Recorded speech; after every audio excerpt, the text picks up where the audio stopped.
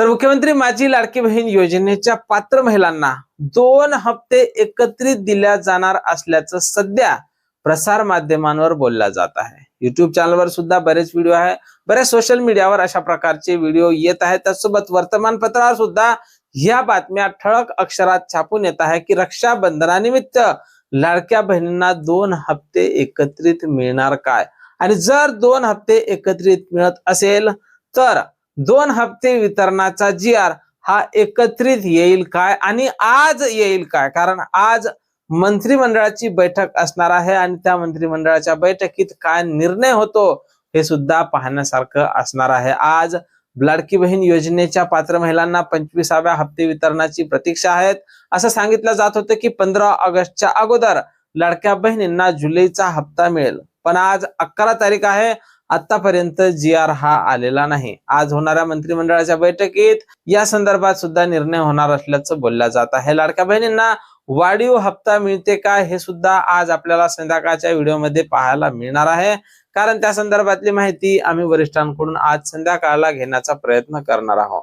आज जर GR येत असेल तर 2 हप्त्याचा GR येईल काय, तर लाडक्या बहिणींनो आज जर GR येत असेल तर फक्त एकच हप्त्याचा GR येईल आणि 15 ऑगस्टच्या जवळपास तुम्हाला वितरण हे होणार आहे। आपण नेहमी पाहत आलेलो आहोत 8 ते 10 तारखेच्या दरम्यान GR येते आणि त्यानंतर 20 तारखेपर्यंत वितरण हे चालत असते।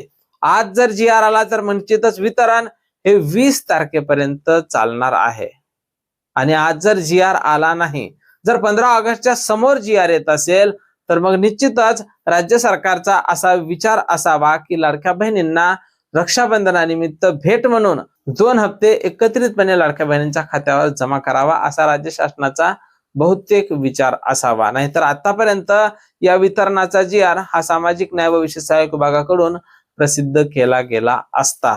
जर 2 हप्ते येत असेल तर नक्कीच ती गोष्ट लाडक्या बहिणींसाठी मोठी आनंदाची असणार आहे, कारण सणासुदीच्या निमित्ताने राज्य सरकार नेहमीच लाडक्या बहिणींना खुश करण्यासाठी काही ना काही नवीन उपाय योजना ही करतच असते।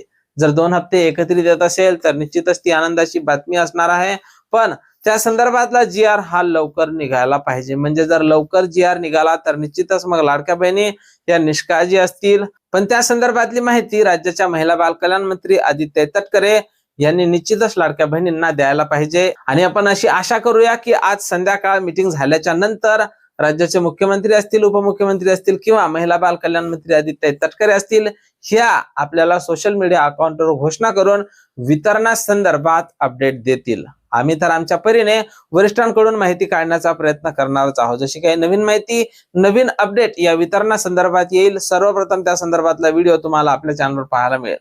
त्यामुळे तुम्ही जर नवीन असाल तर नक्कीच आपल्या व्हिडिओ लाईक करून चॅनलला सबस्क्राईब करा। भेटूया पुढच्या एका नवीन व्हिडिओमध्ये महत्त्वपूर्ण माहिती सोबत। जय महाराष्ट्र।